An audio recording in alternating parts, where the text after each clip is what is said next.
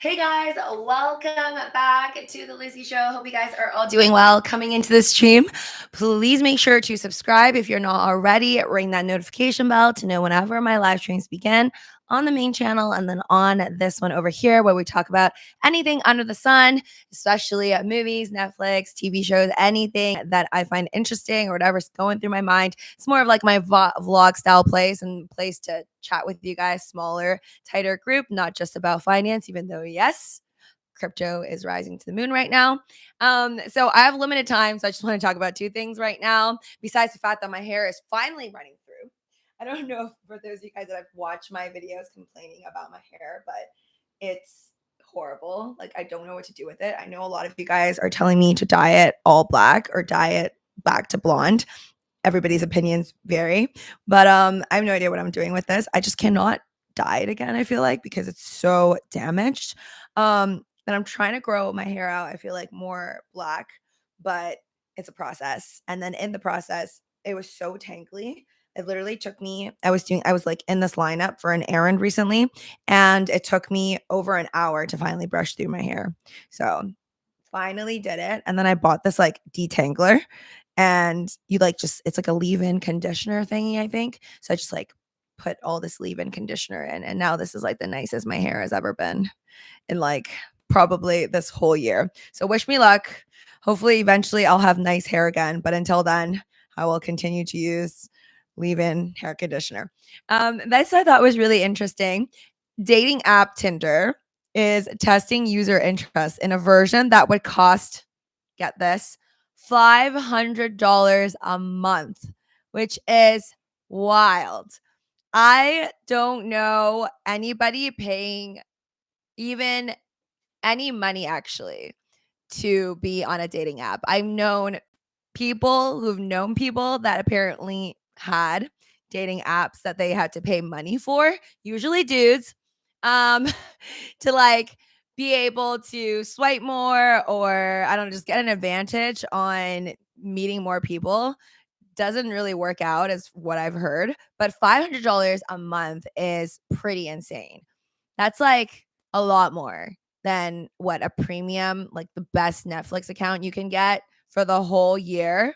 So let's see what it says over here. Business Week says Match announced, which owns Tinder, I believe. Match announced the news about Tinder alongside a plan for a new $60 subscription tier for Hinge, another one of its dating apps. The new premium level will offer Hinge's highly motivated daters enhanced features to boost their exposure. And Match teased the new Hinge tier in the last earnings report, saying it would be targeted at its most intentioned users. Is that another word for desperate? I like it. Most intentioned users, not the ones that are most desperate, who have a highly propensity to pay. Along with global expansion, the company expects the new pay tier to bring in at least 100 million of direct revenue in 2023. Match struggled last year as a choppy economic environment and a strong dollar weighed on earnings overseas. Match shares slumped 69% in 2022, 69, making it the second worst performing company in the S&P 500, according to data compiled by Bloomberg. And again, I don't know. It doesn't say anything over here. You guys can let me know if you found out what this $500 a month thing would entail. It better be good for $500 a month. That is like basically almost as expensive as a ticket to Disneyland for one day, right? Or a little around there. I think they boosted their prices. I'm no longer a member at Disneyland anymore. I'm not sure if I'm going to have enough money to get myself another Disneyland pass this year, but it's expensive. Like, I think it was $800 for the pass. So sorry. Yeah.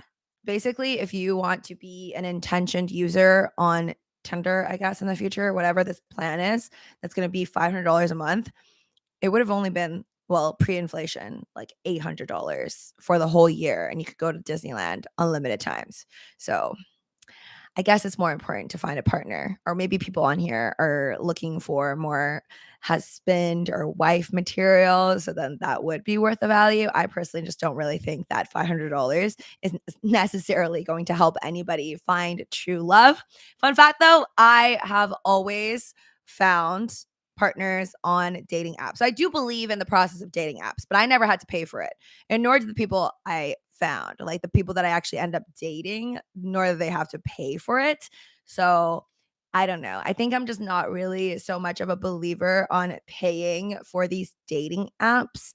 If I think if it comes down to like if all of these different dating apps wanted a payment and they wanted like even $50, not even like $500. But if like every single dating app all of a sudden wanted to screw everybody over and charge like $50 or else you can't use their app, I think at that point it's better off if people just did like, I don't know, speed dating.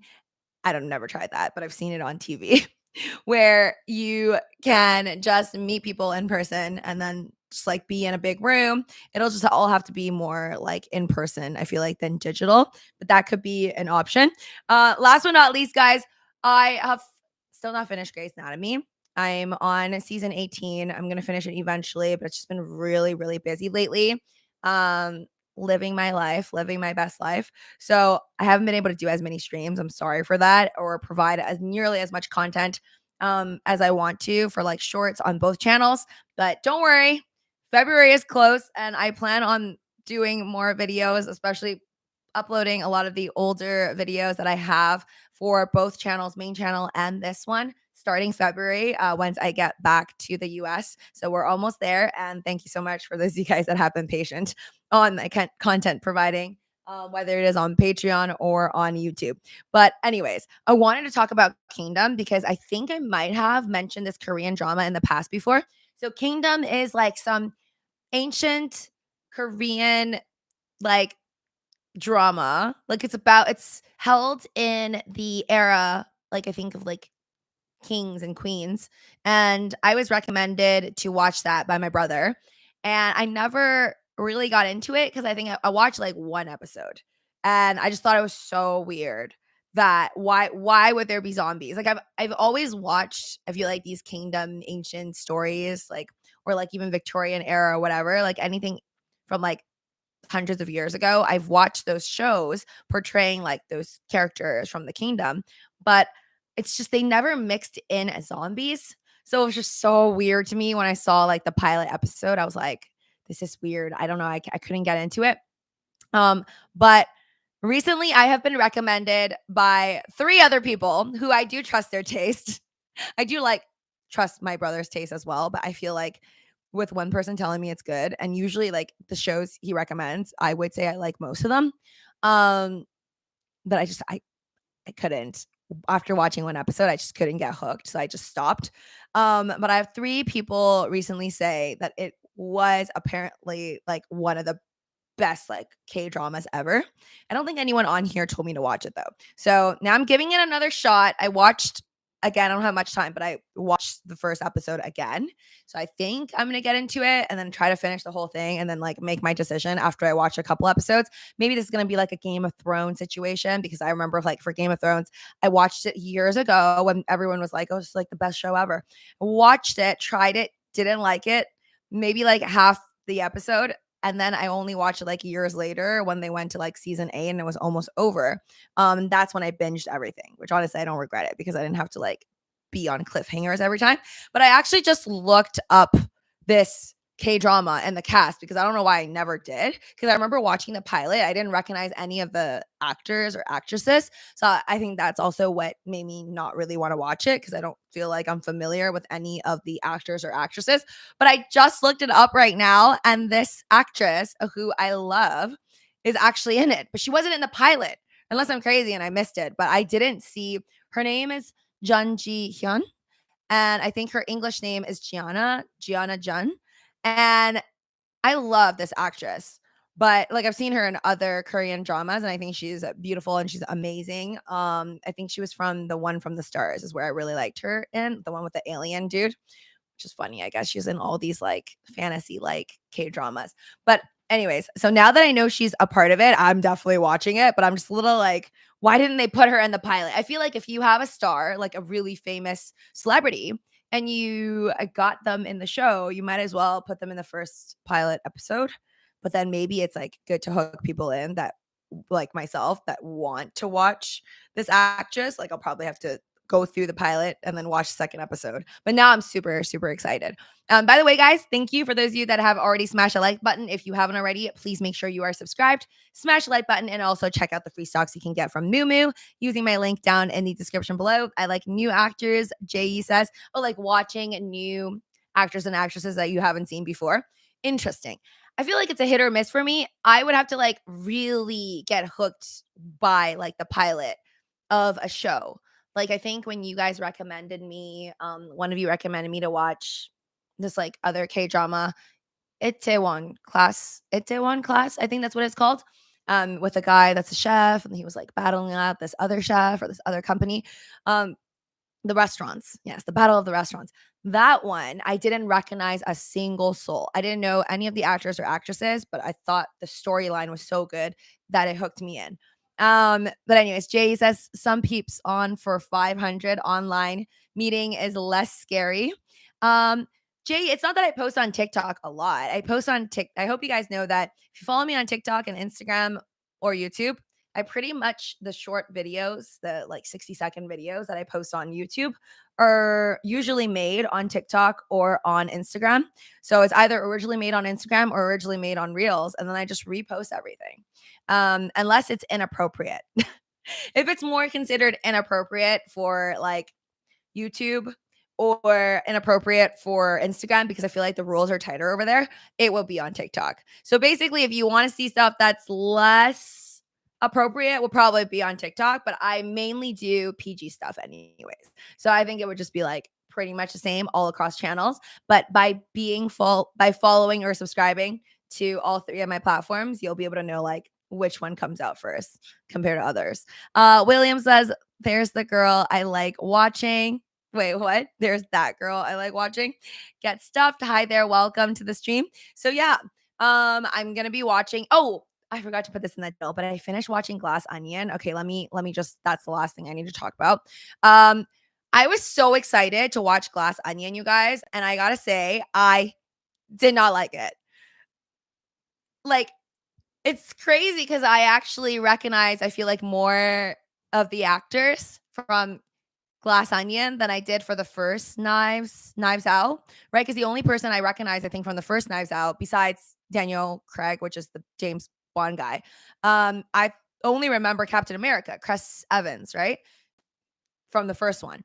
This one, I see like more people that I recognize, like the dude from Guardians of the Galaxy and like Kate, the blonde lady, that was supposed to be playing like the ex model, but it was so disappointing. I feel like the whole storyline and like how it ended, I was like intrigued in like literally the middle half.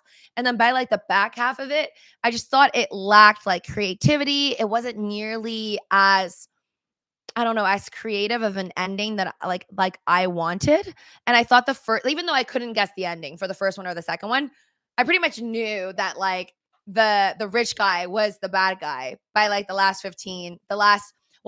half of the movie. So I definitely think that the first movie, and let me know if you also agree with this, the first the first Knives Out was definitely, in my opinion, better than the first one. I don't know if they're going to continue to do this because technically I feel like this could be the new 007. Like he could just be the detective for like countless other scenarios.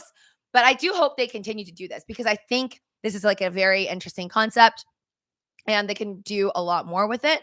But I just hope for the next one that they make a better ending or one that is harder for me to guess. Like I couldn't, and spoiler alert, again, if you haven't watched Glass Onion, then turn off the stream, come back when you have. But okay, the twin thing, like the fact that she had a twin, that was cool because that was interesting. I didn't expect that.